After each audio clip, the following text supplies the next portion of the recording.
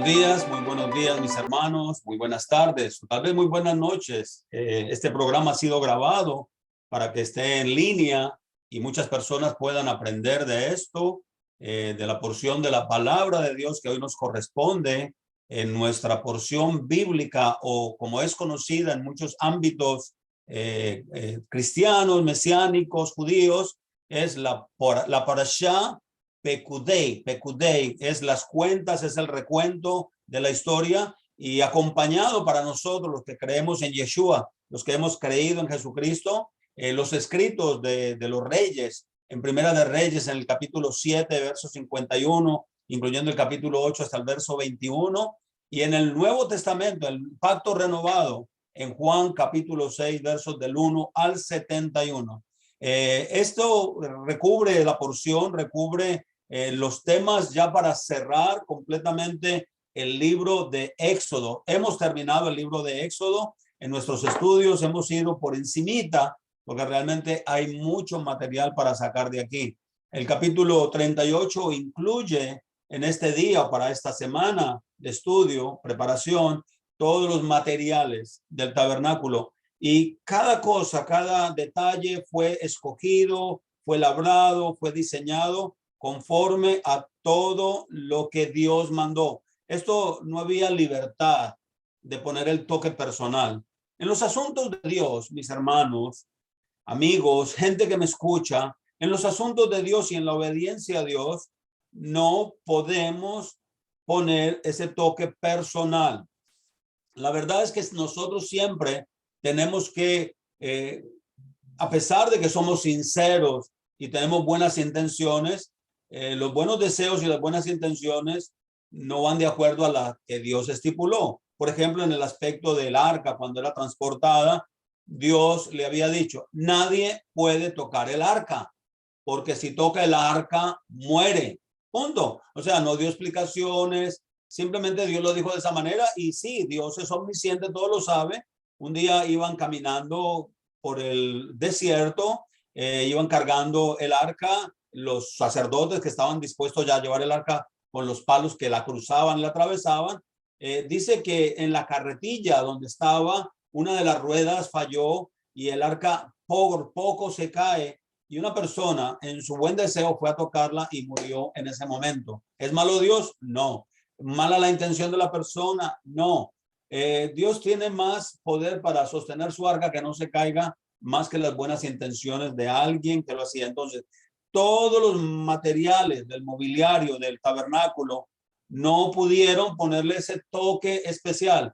Dios le dio revelación a los artífices, a los maestros, a los fabricantes. ¿Cómo lo hizo? No lo sé, no tengo la explicación para ustedes, pero todo estaba de acuerdo a un modelo y a una figura que ya existe, donde habita Dios, le llamamos cielo, donde Dios habita en plenitud, a eso le llamamos el cielo.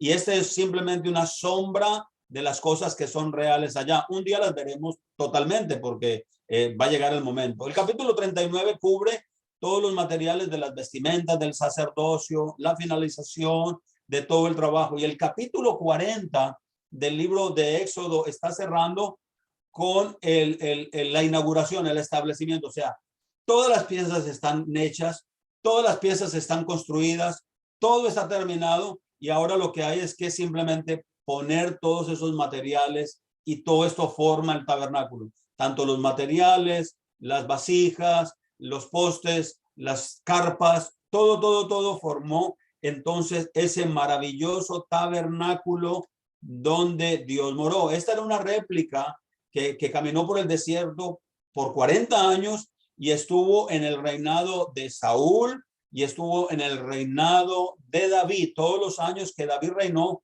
este tabernáculo estaba erigido, estaba puesto, y allí se oficiaba todo. Bueno, como les decía, esta es la lectura número 23 de nuestra porción de la Torá, el Pentateuco. Los dos primeros libros de Moisés, Génesis, ya lo vimos. Ahora estamos concluyendo la Torá. Lo que mal traducido fue ley, como simplemente decretos, estatutos, pero es la instrucción de Dios para su pueblo. Y es la última lectura que nos corresponde en el libro de Éxodo. Y como les dije, es titulada Pekudei, que son las cuentas, es el recuento Y esta se deriva de las primeras palabras del primer versículo que dice en el verso, creo que es el 23, 24, el 21, dice, estos son los recuentos del tabernáculo, el tabernáculo del testimonio. Así comienza diciendo esta escritura. Dice, Moisés da un recuento de lo que es el oro, la plata, el cobre o el bronce, todas las cosas donadas para la construcción de este Mishkan, de esta casa, de esta morada donde la presencia de Dios iba a depositarse. Luego continúa diciendo en el capítulo 39, versos 32 y 33, dice, así fue acabada toda la obra del tabernáculo de la tienda de reunión. Los israelitas, y esta es la parte más enfática, los israelitas hicieron todo conforme a lo que Yahweh, Jehová, como lo llamamos, como lo conocemos, como lo hemos aprendido, le había ordenado a Moisés. ¿Qué quiere decir esto, mis amados? Que no hay lugar para la buena intención. No hay lugar para el toque personal. ¿Me entienden? Y en ocasiones nosotros queremos poner ese toque personal porque es para Dios y yo lo amo y nosotros no podemos hacer absolutamente nada que su palabra no diga que hagamos. Entraríamos en territorios que no nos corresponden. Y usted va a decir, Pastor Diego, hermano Diego, así de severo es Dios. Quiero decirle, Dios es más severo que un ataque al corazón. Él nos ama, Él es compasivo, es misericordioso y teniendo todo el derecho ya de haber destruido todo el mundo. No esperar por una tercera guerra mundial, no esperar por guerras entre naciones. Él con el poder supremo que tiene, pudo haber destruido todo cuando Él quiso, porque todos hemos fallado. Todos pecamos, todos desobedecemos, todos le hemos ofendido de una manera o de otra, unos más que otros. Claro, si yo me comparo con los malos, yo soy súper bueno y Dios no tiene por qué castigarme.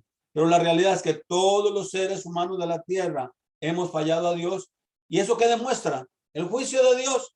¿La ira de Dios? No, eso demuestra su misericordia, su compasión y su bondad. Entonces trajeron todo en este tabernáculo, así lo hicieron, le entregaron todo a Moisés, todo el mobiliario, las bases, las tablas, las mesas, las barras, las columnas, sus basas, todo quedó completamente terminado para que Dios pudiera depositar su gloria, su Shekinah, su presencia en este tabernáculo, en esta vivienda, en esta morada. Ahora, si nosotros hemos sido estudiosos de la Biblia, tal vez usted es nuevo, no ha leído toda la Biblia, pero los que hemos leído muchas porciones de la Biblia o la Biblia completa, en algunos de los pasajes del Antiguo Testamento, mal llamado Antiguo Testamento, la historia del pueblo de Israel en sus primeros años de establecimiento, cuando David se preocupa por la morada y quiere construir el templo, un templo para Dios, porque todos tienen casas, todos han hecho sus edificios, están cómodos, y dice Dios, ¿qué casa me pueden hacer los hombres a mí? ¿Qué morada me pueden hacer los hombres para que yo habite?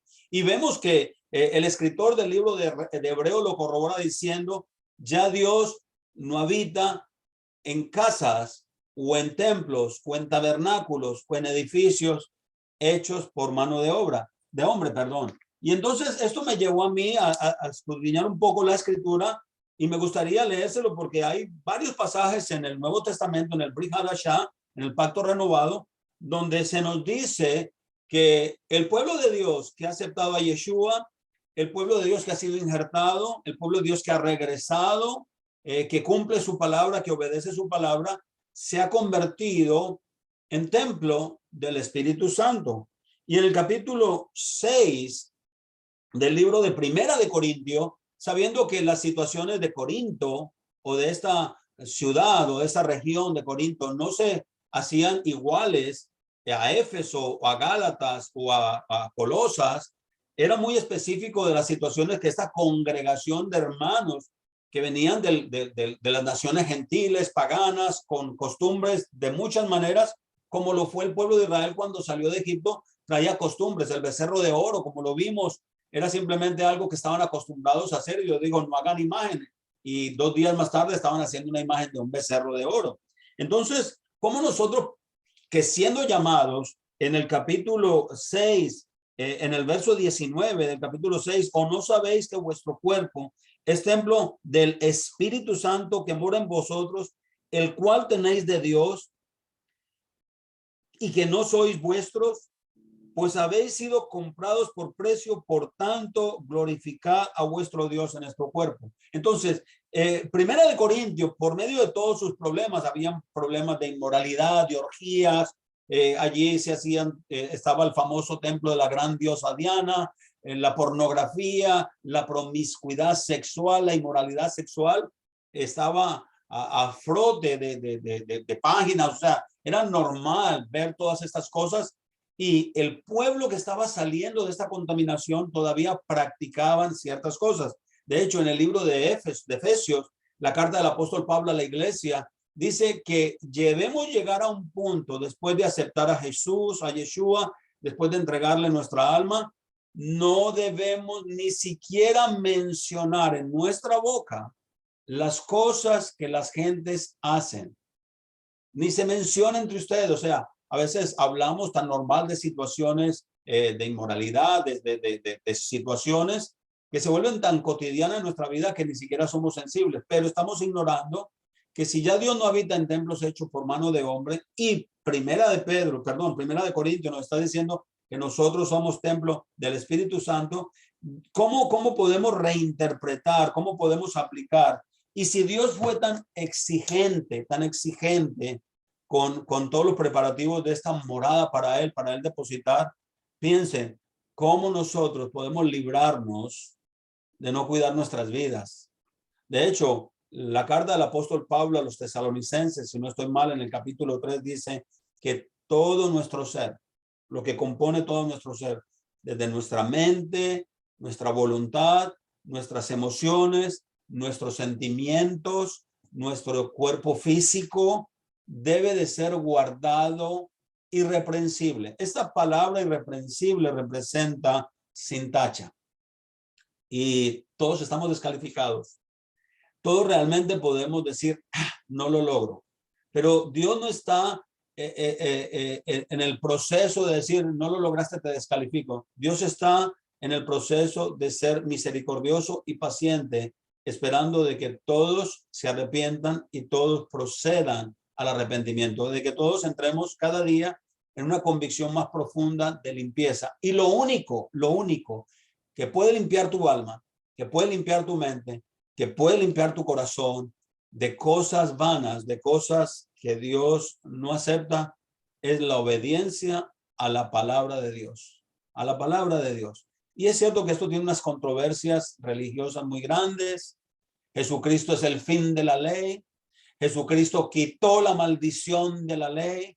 Cuando nosotros hemos leído todo el Salmo 119 y lo que el escritor del Salmo 119 insistía, es delicioso, es hermoso, es satisfactorio caminar en los estatutos de Dios. Y de hecho, Yeshua le dijo, mi yugo es fácil y ligera mi carga.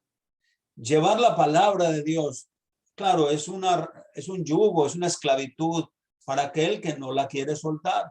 Pero aquella persona que entiende que a través de la obediencia, de la entrega, se va liberando de todas estas cosas, va perfeccionando su vida. Entonces, este capítulo último del libro de Éxodo describen la finalización de la morada de Dios, el Mishkan, junto con todos los componentes que le habían traído a Moisés, quien es el que ahora da la orden de levantarlo. Y este edificio portátil se levantó, se volvió a desarmar, se volvió a armar por 40 años hasta entrar en la tierra de Canaán, la tierra prometida. Moisés, al levantarlo, unge todo el edificio, unge todos los utensilios, y desde aquel momento comienza el servicio oficial. Y usted va a decir, Pastor Diego, ¿cuánto tiempo pasó todo esto? Ok, todo este tiempo, desde el momento en que están en el monte Sinaí, o sea, si tomamos en cuenta, desde el día que celebraron la Pascua de carreras, vestidos con zapatos, rápido, porque no tuvieron tiempo de leudar el pan y comieron pan sin levadura, desde aquel momento comienza y Dios dice en el libro de Éxodo, en el capítulo 12, este día de liberación será para ustedes el primer mes del año. Quiero decirles, mis amados, que nosotros estamos terminando el año oficial de Dios. Este es el último mes del año oficial de Dios.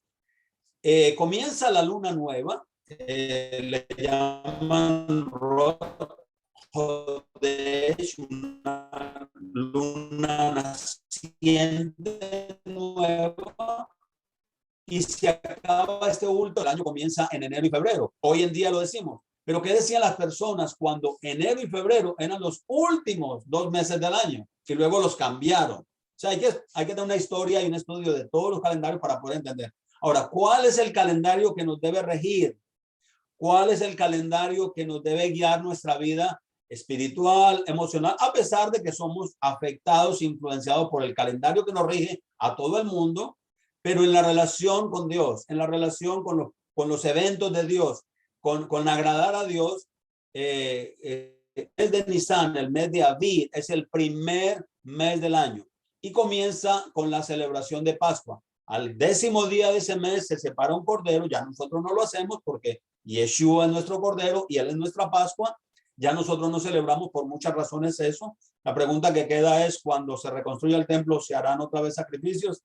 Como no se ha reconstruido, no lo sabemos. Así que, ¿se guardarán las fiestas? Claro que sí, porque el libro de Ezequiel lo dice claramente, que el que no suba a celebrar la fiesta de tabernáculos, Dios no va a bendecir a esas naciones. Por eso les digo, mis amados, usted está preocupado por la guerra nuclear, que el mundo se va a acabar. El mundo no se va a acabar.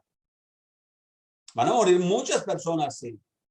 Si esto sucede, van a morir. De hecho, Apocalipsis nos lo dice, que cuando uno de los jinetes de los caballos que sale, se le dio una espada y se le dio para que los hombres se matasen entre ellos. Y dice que 1/3 parte de los habitantes de la tierra murieron. Hoy estamos asustados con la gente que muere en una guerra entre países, civiles, soldados, niños, ancianos, gente que no puede huir. Y estamos oyendo noticias, el mundo se acaba, se acabó el mundo, se acabó el mundo. El mundo no se va a acabar, porque si el mundo se acabara, se acabó el plan de Dios.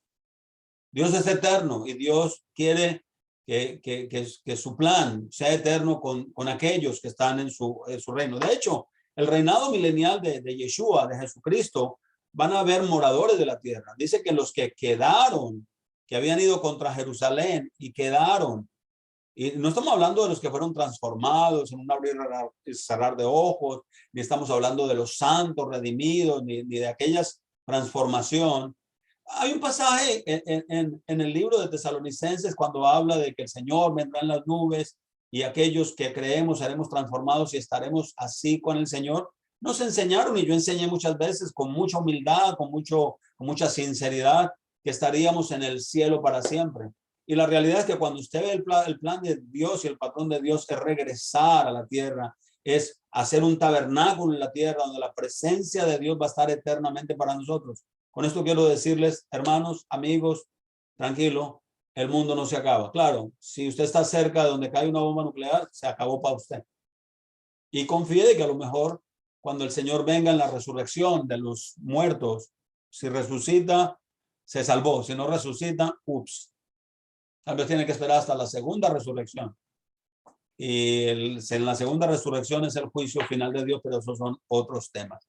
Así que, entonces dice en el capítulo 40, verso 34 al terminar, que la nube de Dios, la gloria de Dios, cubrió completamente la tienda de reunión y la gloria del Eterno llenó el tabernáculo. Entonces, ¿cómo nosotros hoy podemos tranquilamente pensar, cómo podemos tener esa seguridad de que la presencia de Dios está en nosotros? Déjeme hablarles algunas cositas de lo que significaron este proceso de tabernáculos, sacrificios, ofrendas por el pecado, por la paz, por muchas cosas. Empezó a funcionar desde ese momento. Les decía, se ha cumplido un año desde la salida de Egipto en Pascua. Está cumpliéndose un año completo. Este año no se movieron del lugar, recibieron las tablas, recibieron el pacto, recibieron el testimonio. Y en el capítulo 40, en el verso 10 del año segundo. O sea, ¿año segundo de qué? Claro, asumimos de la salida del pueblo en Pascua, cuando vino la última plaga, la muerte de los primogénitos, que Faraón les dijo, se van todos de aquí ya corriendo. Dice, el día primero del mes, un año exacto, el tabernáculo fue levantado. Moisés levantó el tabernáculo, puso sus bases, colocó sus tablas, puso sus barras, erigió columnas y extendió la tienda, o sea, todo lo que era el tabernáculo, extendió la tienda sobre el tabernáculo y puso la cubierta de la tienda arriba sobre él, tal como Yahweh, Yod-Heh-Vah-Heh, como el único y soberano Dios le había ordenado, le había mandado. Hermano, vuelvo e insisto, en el plan de Dios, en la obediencia de Dios, no puede caber la buena intención. Yo no le voy a preguntar nunca a usted, y otros hermanos lo han hecho. Yo nunca le voy a preguntar a usted qué tan sincera fue su fe al venir a Jesús. Cuando usted vino a Jesús, cuando usted se arrepintió de sus pecados, yo nunca le puedo preguntar qué tan sincera, porque muchas personas vinieron sinceramente al Señor, entregaron sinceramente un día su vida al Señor y 3 meses más tarde vemos que su vida no cambió para nada. Y si hablamos con él, dice, yo acepté al Señor sinceramente, pero ¿por qué su vida no ha cambiado? La Biblia dice, aquel que está en Yeshua, nueva criatura es. Las cosas viejas pasaron. Si no hay un cambio en la vida, la persona pudo haber sido sincera, honesta, pero su corazón lo engañó. Entonces, este tabernáculo se levanta, se extiende para hacer todas las cosas como el Señor le dice. Si nosotros hoy creemos que Yeshua, Jesucristo, vino a este mundo para hacer una nueva religión más fácil para todo el mundo, salvación para todo el mundo, sin ninguna responsabilidad de parte nuestra para ir a la eternidad y vivir con Dios eternamente, porque el mundo no se va a acabar, ni el cielo se va a acabar, ni van a pasar, porque Dios no fue el plan para destruir todo lo que él ha hecho, sino para deleite eterno de él. Entonces realmente hemos sido engañados toda la vida. Y mira lo que dice el verso 20 del capítulo 40. Entonces, y esto es algo que nosotros debemos tener muy en cuenta. Tomó Moisés el testimonio y lo puso dentro del arca. Colocó las varas en el arca por las que eran transportadas y puso la tapa, el propiciatorio, la cubierta arriba del arca. Pero mire lo que hizo. Tomó el testimonio. ¿Y el testimonio qué es? La pregunta que nosotros debemos hacernos es, ¿qué es el testimonio? Bueno, el testimonio es toda la fidelidad de la palabra y la promesa de Dios de que ellos se hacían lo que él había pedido, ellos se convertirían en el pueblo de Dios y él mismo sería su Dios. Entonces, la palabra testimonio en el Strong es edut del Strong 5707 y del Strong 5715. Significa testimonio, prueba, evidencia, testigo. Se han hecho películas, se han hecho investigaciones, arqueólogos, todo el mundo está buscando el arca del testimonio. Y Salomón la descubrió, la tenía en su poder cuando se construye el templo. Lo vamos a ver más adelante. Entonces, después de finalizar todo el tabernáculo, Moisés toma el testimonio y en aquella caja casi cuadrada, de alto, de ancho, de sus lados, coloca las tablas del testimonio. Las tablas, la palabra que él había dado, que él había escrito con el dedo de Dios. Los rabinos antiguos señalan que la palabra describe dos tablas. Y nosotros leímos en semanas pasadas de que estas tablas estaban escritas por ambos lados. Y toqué el tema de que era el testimonio para ambos, uno para Dios y uno para el pueblo. Y estas tablas fueron las que pusieron allí. Ahora, hay otras versiones de otras cosas que se mencionan en los escritos y quisiera leerles, por ejemplo, Primera de Reyes, capítulo 8. Me sorprendió algo que realmente se menciona allí en el capítulo 8 del libro de Reyes. Mire lo que dice en Primera de Reyes, capítulo 8, verso 9. Cuando Salomón está inaugurando el templo, no había en el arca sino solamente las dos tablas de piedra. Ahora, si nosotros hemos leído la Biblia, nos han dicho la escritura de que allí había también Moisés colocado la vara de Aarón que reverdeció y los panes del maná que había descendido del cielo. Pero cuando Salomón está poniendo el arca en el lugar que le corresponde al templo, en el capítulo número 8, en el verso 9 dice, no había en el arca sino solamente las dos tablas de piedra que había colocado allí Moisés en Horeb cuando pactó el Eterno con los hijos de Israel cuando las salieron de la tierra de Egipto. Y sucedió al salir los sacerdotes del lugar sagrado que la nube llenó la casa del Eterno. Pero lo que más me sorprende al leer todo este pasaje, en el verso 23 de este mismo capítulo de Primera de Reyes, dice, y dijo el Eterno Dios de Israel, no hay aparte de ti Dios en el cielo arriba y en la tierra abajo. Tú mantienes el pacto y el favor o la merced a tus siervos. Y esto es lo que yo subrayé en este pasaje, que andan delante de ti con todo su corazón. Ahora, cuando usted dice, pastor, pero usted se está contradiciendo a sí mismo, porque usted está diciendo que las buenas intenciones no bastan y lo que yo hago, lo hago de corazón para Dios, pero se nos olvida algo, que Dios mismo dijo que no hay nada más engañoso que el corazón. Y si nuestro corazón no nos está juzgando de que estamos cometiendo errores, por nuestra conciencia, mayor que nuestra conciencia de Dios, quiere decir que hemos sido aceptados. Así que aquí hay una línea muy finita en lo que es el testimonio, las buenas intenciones y la obediencia a la palabra de Dios. Entonces, las dos tablas, que son un edud, la cual la palabra es plural, en los escritos, acabamos de leer lo que decía el libro de Reyes, Primera de Reyes.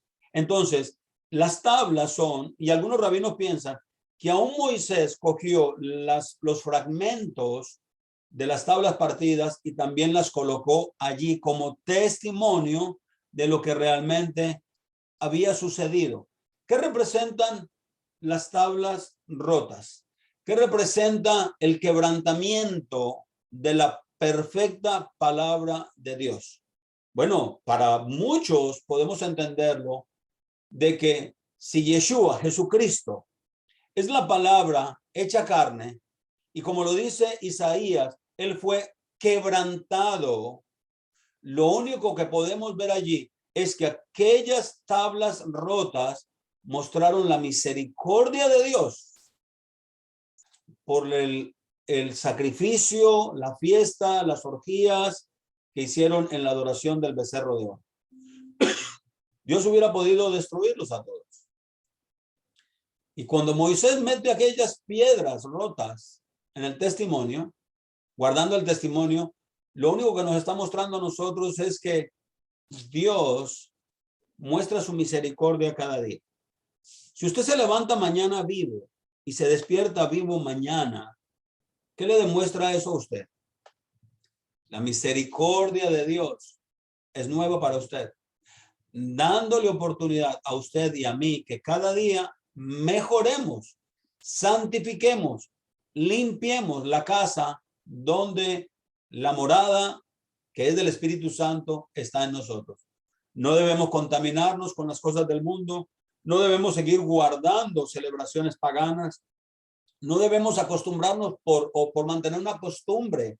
Si está en contra de la palabra de Dios, tenemos que tomar todas aquellas cosas que un día creíamos que eran valiosas, tomarlas por basura para ganar a Cristo, para ganar a Yeshua, tener el testimonio de que Él es nuestro Redentor, la misericordia, la gracia y el favor de Dios sobre nuestra vida. Ahora, al terminar esto, podríamos pensar que Moisés puso también las tablas rotas y las tablas enteras, mostrando la firmeza y la lealtad de Dios sobre su pacto. Una de las cosas que Moisés destacó cuando Dios dijo, voy a destruir al pueblo que entró en idolatría, estas tablas representan los atributos de Dios. Y mire lo que dice Éxodo capítulo 34, verso 6. Tú eres un Elohim compasivo y clemente, lento para la ira y abundante en misericordia y en verdad. Dios no puede violar su verdad por la misericordia ni su misericordia por la verdad. Van a favor. Pero ¿cómo se justifica eso? Simplemente por alguien que es justo, por alguien que es perfecto. Y fue aquí donde la palabra hecha carne vino a tomar lugar en nuestras vidas. Nosotros aceptamos a Yeshua, le entregamos nuestra vida, nuestro corazón, no para vivir de la manera que nosotros sentimos que estamos haciendo bien, sino de la manera que Dios quiere que nosotros vivamos por su palabra. Él es un ser clemente, abundante en misericordia y verdad, su amor y su fidelidad por su pueblo.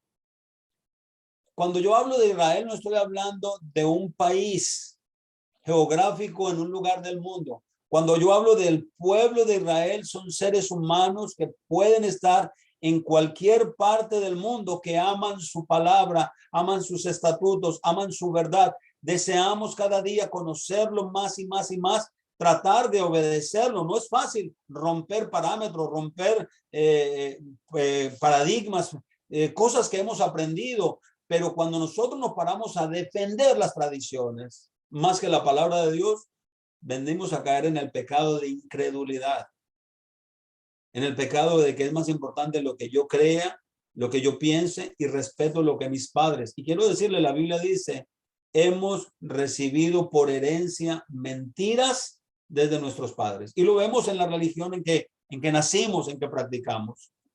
La Iglesia Católica tomó una identidad que no le correspondía.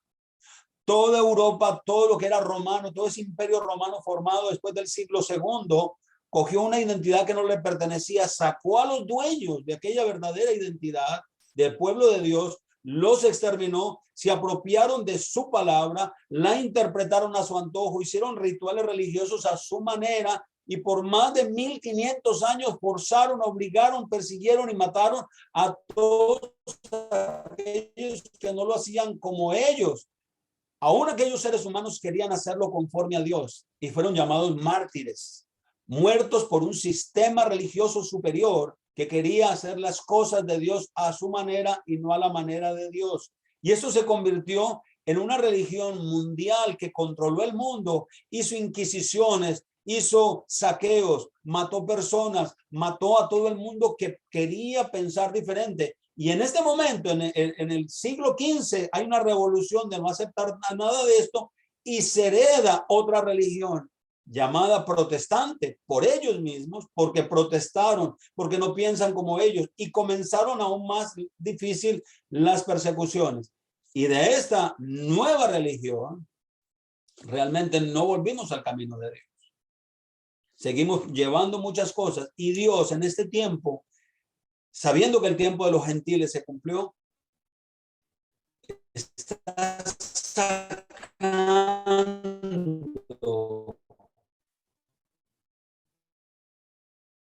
porque ellos están clamando. Ellas saben que donde están no satisfacen.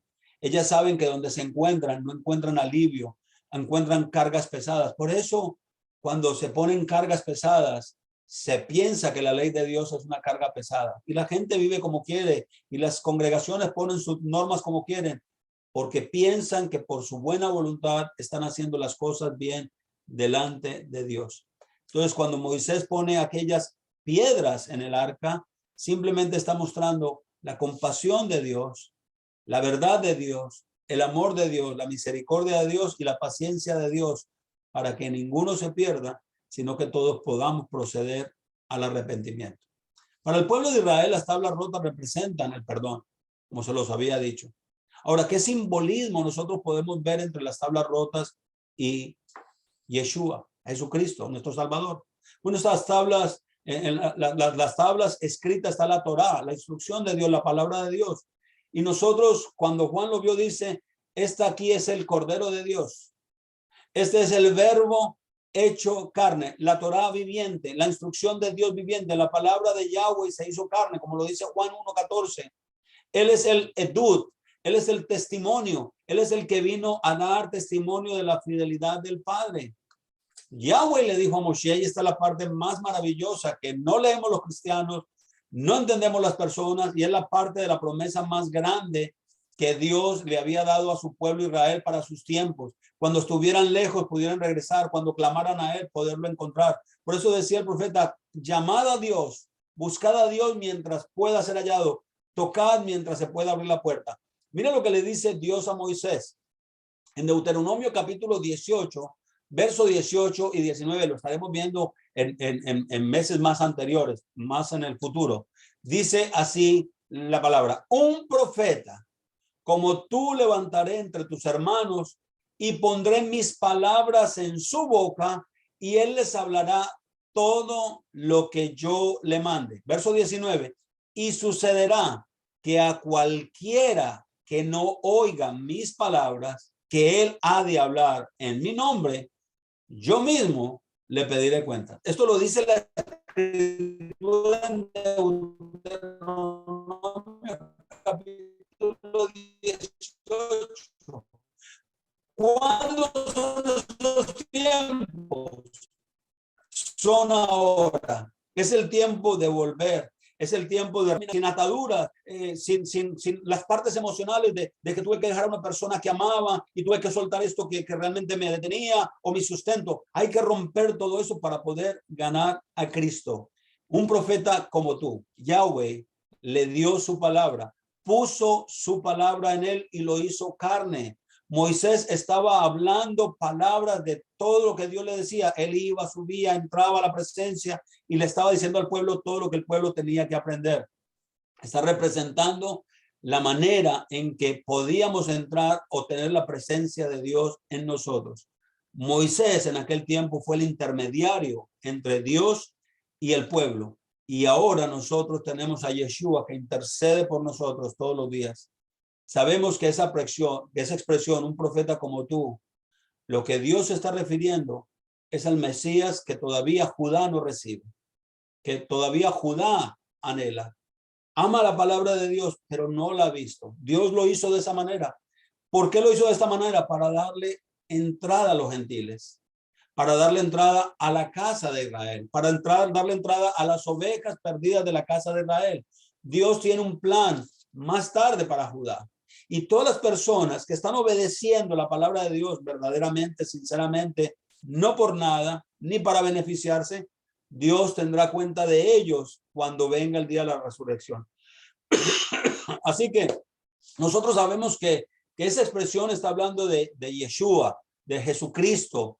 Juan, en el capítulo 1, verso 45, leemos, cuando Felipe encuentra a su hermano Natanael, le dice, hemos hallado a aquel de quien escribió Moisés en la Torá y también los profetas, a Yeshua de Nazaret. Y Natanael se ríe y dice, ¿y de Nazaret podría salir algo bueno? O sea, ellos entendían, ellos anhelaban, ellos deseaban esa revelación. En Juan capítulo 5, verso 46 dice, porque si creyeran a Moisés, que lo hacían y realmente lo hacían, me creerían a mí, porque de mí escribió Moisés.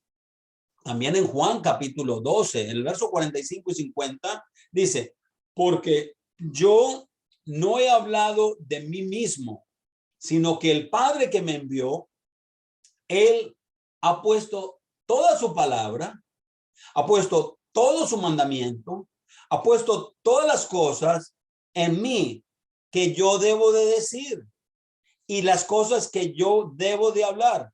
Yo sé, decía Yeshua, que su mandamiento es vida eterna. Así pues, yo hablo como el Padre me dijo, así hablo. Jesús nunca dijo, déjeme ponerle el toque personal. Déjeme cambiar algunas cosas. Déjeme arreglar algunas cosas porque yo quiero que la humanidad sea diferente y piense diferente. Él hizo exactamente lo que el Padre le había mandado. Yeshua estaba sujeto totalmente a la voluntad del Padre. Por eso la plenitud del Padre estaba en él. Por eso Nicodemo lo reconoció al decirle, sabemos que procedes de Dios, porque las cosas que tú haces, que ningún ser humano ha sido capaz de hacer, no las podría hacer si toda la Shekinah, si todo el testimonio, si todo el poder y toda la presencia de Dios no estuviera con él. Y muchos lo confrontaron abiertamente y de frente. Si tú eres el Mesías, el profeta esperado, dínoslo abiertamente. Y él con humildad respondió, si se los he dicho ya y no me creen, al menos las obras que yo hago, que ellas puedan hablar por mí. En Juan capítulo 8, en el verso 26, Jesús mismo decía, muchas cosas tengo de que hablar y muchas cosas tengo que juzgar de ustedes. Pero el que me envió es verdadero y yo hablo al mundo esto que oí de parte de él. O sea, él es la palabra encarnada. Jesús, hemos hecho de un Jesús un Dios diferente al Dios de Israel.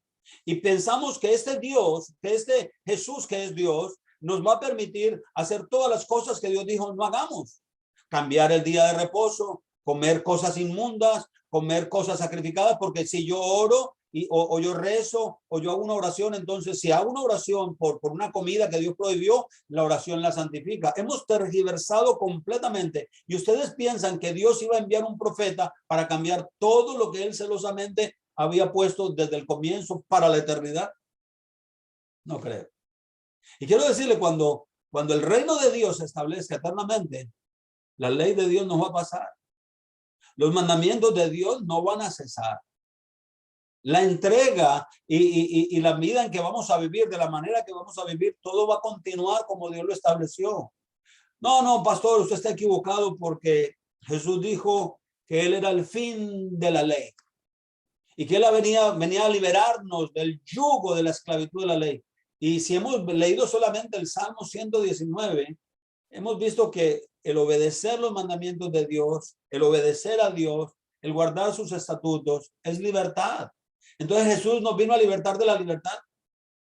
Yo creo que el Jesús que hoy en día se conoce por la religión que se ha inventado, apartado de la Torá, apartado de los preceptos, apartado de todo lo que Dios estableció. Ese es un nuevo Dios, ese es como un becerro de oro que adoran las naciones y los pueblos y todos han aprendido y lo hacen con buena voluntad, en ignorancia, pero Dios quiere sacar a las verdaderas ovejas de esos sistemas religiosos para purificarlos y entrarlos en su santidad, para el establecimiento de su reino. Yeshua reconoce que él hablaba, no era de sí mismo. Él no le ponía el toque personal que nosotros hacemos, sino que procedía del Padre. Él venía del Padre. El Padre había puesto toda su palabra, como lo va a hacer con nosotros. Cuando Yeshua establezca su reino en la tierra, ya ustedes no van a tener un maestro. Ya Diego Jaramillo va a dejar de ser maestro por internet, porque la palabra de Dios va a estar escrita completamente en nuestras mentes y en nuestros corazones, y nadie tendrá que enseñar a nadie ni decirle estás bien o estás mal, porque la palabra de Dios va a ser escrita en todos los que han sido redimidos. Así que, siendo Yeshua la palabra de Yahweh, él intercede por nosotros y él a través de nosotros expresa la voluntad de su Padre. Mire lo que dice Juan capítulo 14, verso 24. El que no me ama, pastor, pero yo amo a Jesús, yo amo a Dios con todo el corazón. El que no me ama no guarda mis palabras. Ahora tenemos que aprenderla. Para aprender a amar la palabra de Dios tenemos que aprenderla. Para poder amar la palabra de Dios tenemos que conocerla. Ay, pastor, pero es que hay muchas reglas y hay muchas cosas. Es cierto que hay muchas cosas, pero tenemos que mirar qué es lo que Dios dijo y qué es lo que dicen los hombres. Nosotros no tenemos que obedecer lo que, no me malinterprete, por favor, no me crucifique. Déjeme terminar esta oración.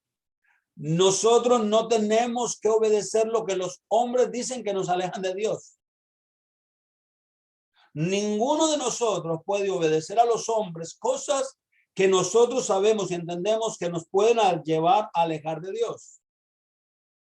Nosotros obedecemos a las autoridades civiles porque por Dios fueron establecidas, pero no podemos obedecer a las autoridades cuando ellas mismas nos alejan de Dios, ni al sacerdote, ni al papa, ni al pastor.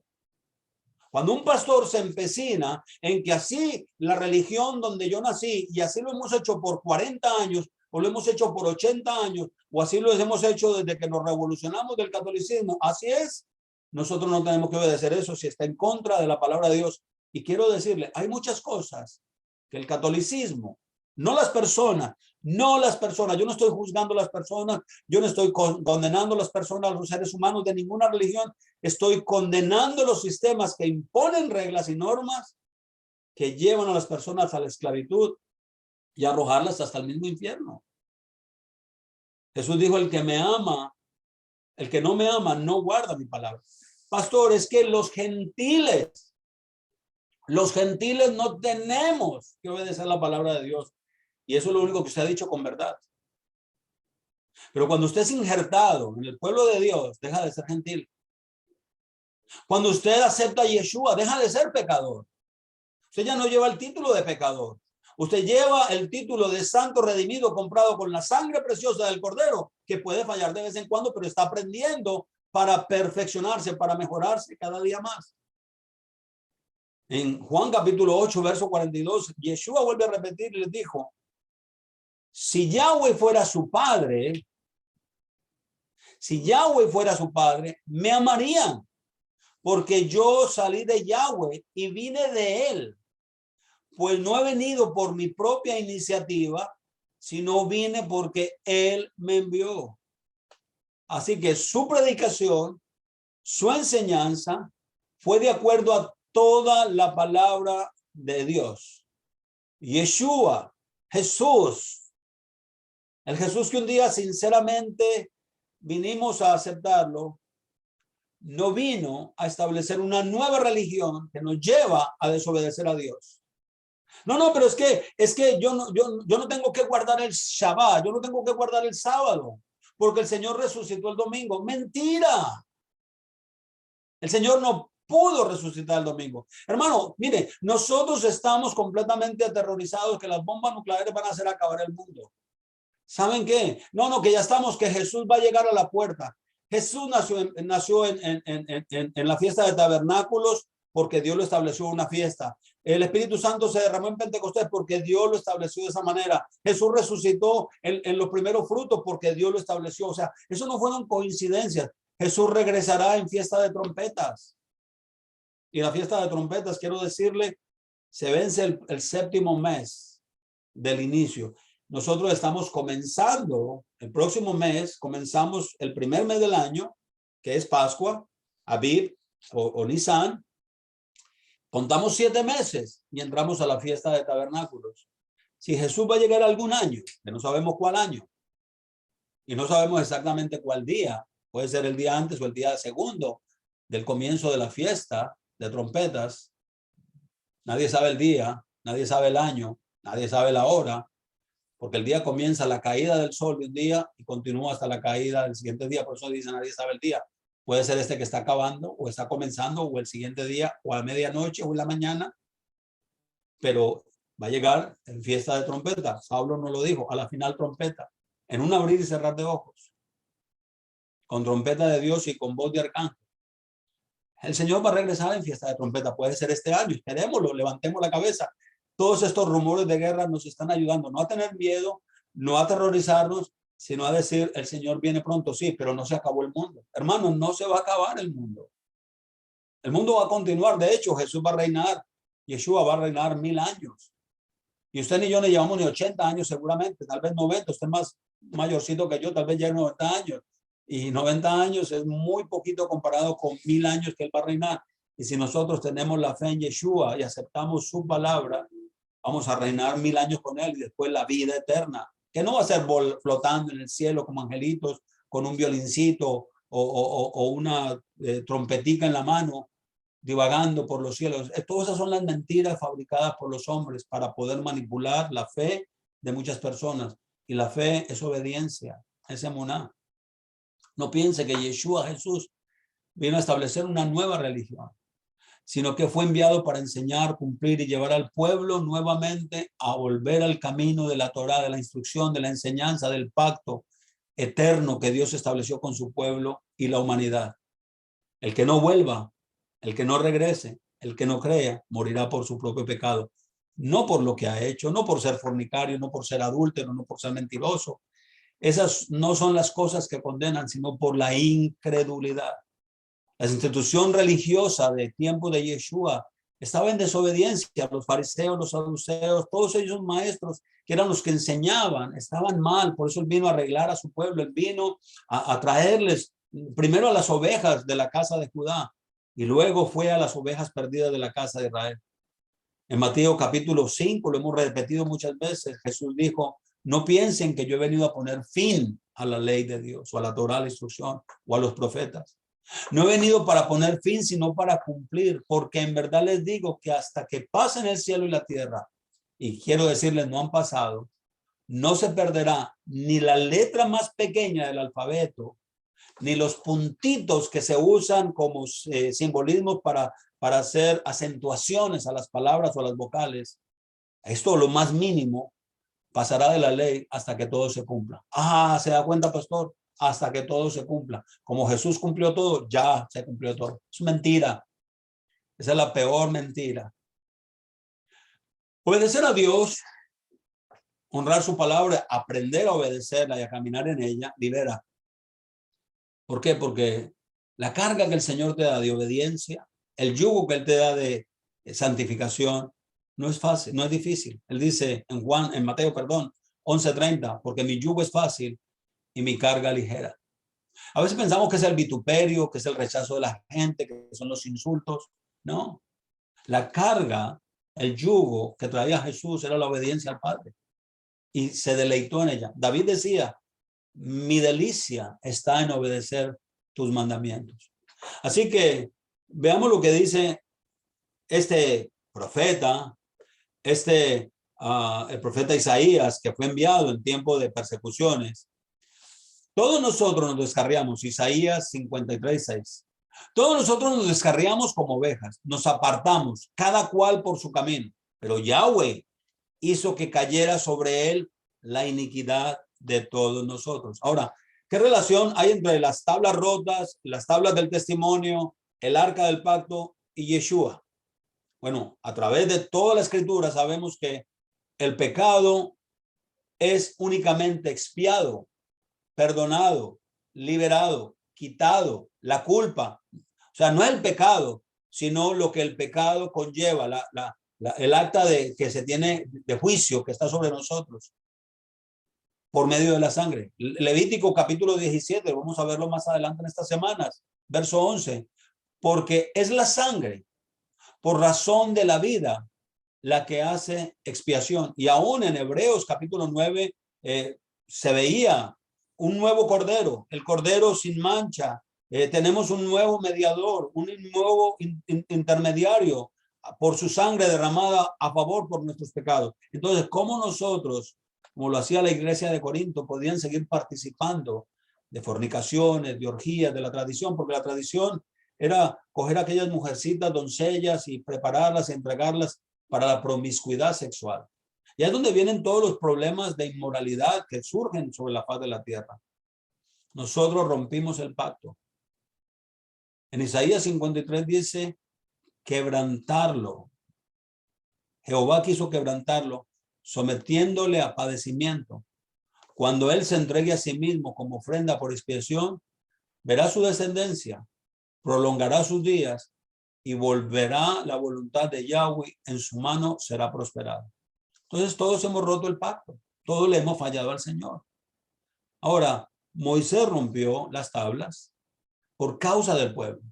Moisés es un prototipo de misericordia, de compasión, de intercesión. Las dos primeras tablas fueron rotas. Moisés pudo haber muerto y ofrecido su propio cuerpo allí para poder el perdón, pero esas dos tablas rotas significaron el quebrantamiento que nuestro Adón Yeshua tenía que pagar por nosotros. Ahora, las otras tablas enteras, las otras tablas del pacto, son la promesa de que Él es fiel y verdadero. Y en Jeremías 31 al 33 dice, vienen días, declara Yahweh, en que haré con la casa de Israel y con la casa de Judá. La pregunta que yo hago siempre, y desde que la aprendí hace muchos años atrás, me hice esta pregunta, ¿dónde está la iglesia ahí? Dice que Él hará con la casa de Israel y con la casa de Judá un nuevo pacto. Y todos nosotros los evangélicos y los católicos decimos, Jesucristo es el nuevo pacto. Las iglesias, la iglesia católica, las iglesias metodistas, luteranas, presbiterianas y todos los evangélicos del mundo decimos y sostenemos que Jesucristo es el nuevo pacto en su sangre y que es para la iglesia. La pregunta que yo me hago, si Jeremías estaba trayendo la palabra de Dios y Jeremías estaba enseñando lo que Dios le estaba diciendo para el futuro, ¿dónde aparece allí la iglesia? ¿Dónde queda la palabra iglesia? Que ya griego se existía como idioma. Ya existía claro, en el Nuevo Testamento se escribe en griego eclesia, asamblea, congregación, reunidos, como la gente iba a la sinagoga a reunirse a Dios. Era el pueblo de Dios que se reunía en la sinagoga, no los gentiles, no los paganos, no los pecadores. La gente que no iba, no le importaba, no le interesaba. Pero Jeremías está diciendo que con la casa, en el futuro, con la casa de Israel y con la casa de Judá, hará un nuevo pacto, renovará el pacto. Dice, no como el pacto que hice con sus padres, el día en que los tomé de la mano para sacarlos de la tierra de Egipto, mi pacto que ellos rompieron, aunque fui un esposo para ellos, declara Yahweh, verso 33, porque este es el pacto que haré con la casa de Israel en aquellos días, declara Yahweh. Pondré mi ley, su Torah, en ellos, dentro de ellos, y sobre sus corazones las escribiré. Entonces yo seré su Elohim y ellos serán mi pueblo.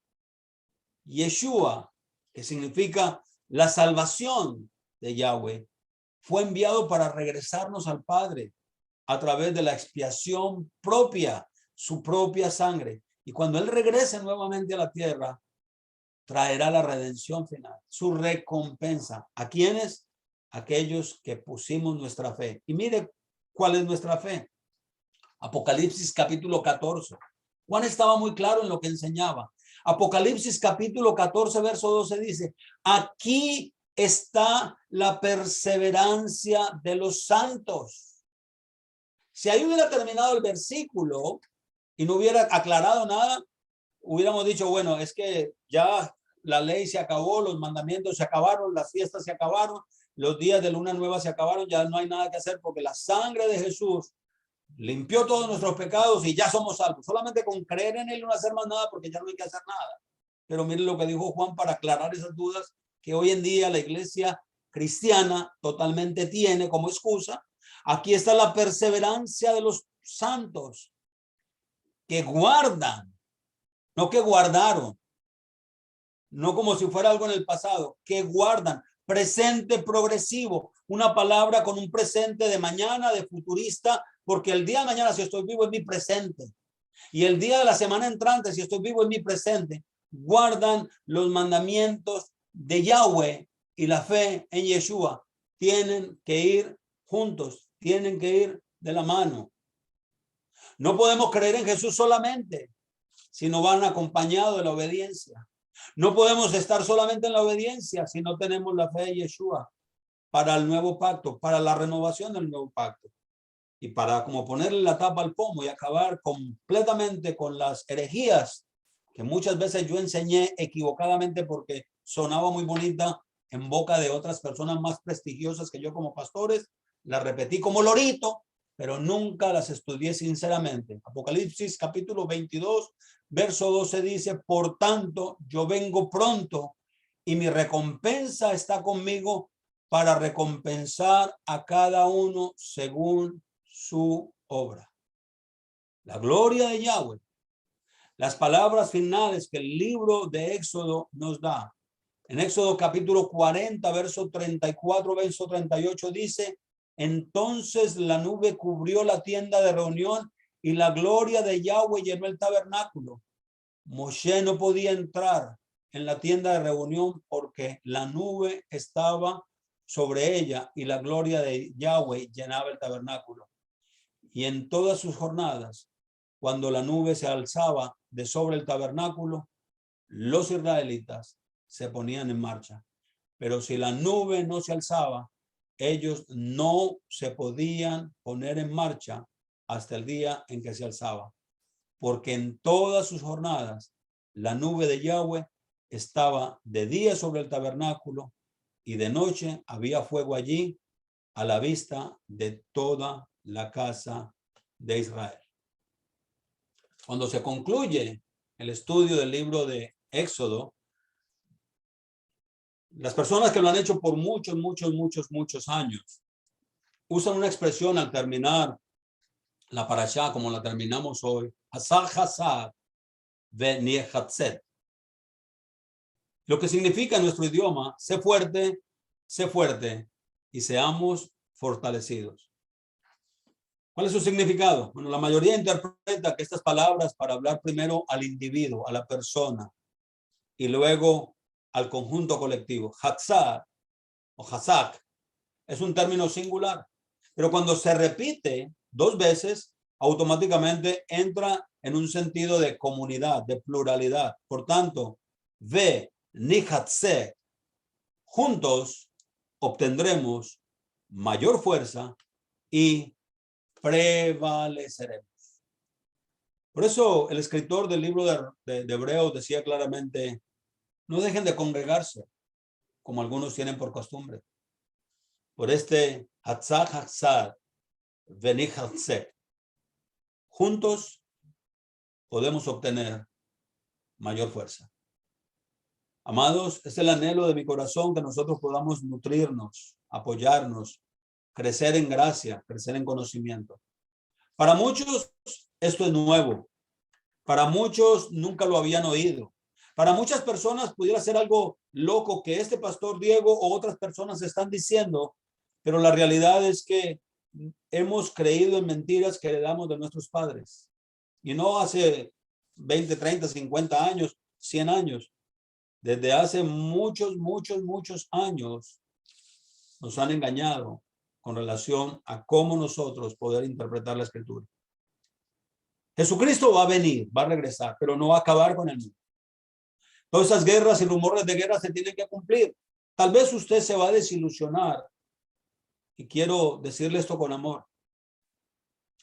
Tal vez usted sienta que está siendo afectado por las guerras nucleares y va a ser una gran tribulación. Si usted está cerca de una explosión de una bomba nuclear, quiero decirle que puede sentirse el hombre o la mujer o el ser más privilegiado de la humanidad, porque ni siquiera se va a dar cuenta cuando explotó. No lo va a sentir. Va a ser tan instantáneo, tan fulminante, que usted no va ni siquiera a tener forma de pensar qué me pasó. No lo va a ver. O sea que en cierta manera va a ser privilegiado. La gran tribulación, de los que muchos que queden vivos van a sufrir, como Jesús lo dijo en el libro de Mateo capítulo 24, una gran tribulación como la que nunca se ha visto ni se verá nunca más. Está hablando exactamente de lo que las naciones puedan hacer con estos temores. Puede ser este año, puede ser el año entrante, pero ya hay rumores feos. Ya hay rumores mucho más feos que hace 40 años atrás. Y el mundo está a la expectativa de estas cosas. Así que tal vez usted tenía la esperanza de que Jesús venga antes. Y yo le digo, si el Señor no perdonó ni vino cuando las persecuciones romanas contra todos los creyentes en Yeshua, y fueron miles y miles los muertos en el Coliseo romano y en muchas ciudades, y Dios no vino para salvarlos, y ellos guardaban con mayor frescura el testimonio de Yeshua. ¿Qué le hace pensar a usted o a mí que somos mejores que ellos? ¿Qué nos hace pensar que nosotros estaremos exentos de tribulaciones como esta? Hermano, podemos morir en paz si nos toca morir. Podemos soportar las tribulaciones, las persecuciones, las angustias, donde quiera que vivamos. Pero siempre levantamos nuestra cabeza porque nuestra redención está cerca. Y si morimos por la bomba nuclear, Dios tiene el poder para cuando Yeshua se manifieste, los muertos en Yeshua resucitarán primero. Y aquellos que han quedado serán transformados en un abrir y cerrar de ojos para estar así, no en las nubes, no en el cielo, con el Señor para siempre. ¿Dónde? Donde Él va a establecer su reino, donde Él va a hacer descender la santa ciudad de Jerusalén, la nueva Jerusalén, que procede del cielo, y va a depositarse en la tierra, que Él va a renovar, que Él va a pulir, que Él va a sacar la maldad, va a sacar los pecadores, va a sacar todos los irreverentes, los patricidas, los homicidas, los fornicarios, los hechiceros, todas estas abominaciones que Él le pidió a la humanidad que no practicaran. Él lo va a limpiar y va a ser una nueva tierra donde mora la justicia. Y lo único que se puede contar en este mundo como justo es la obediencia a la palabra de Dios. A través de ella hemos sido justificados por la fe y la obediencia al guardar los mandamientos del Señor. Baruch haba Beshem Yahweh. Bendito el que viene en el nombre de Yahweh, Yeshua HaMashiach. Que Dios los bendiga ricamente. Bendiciones.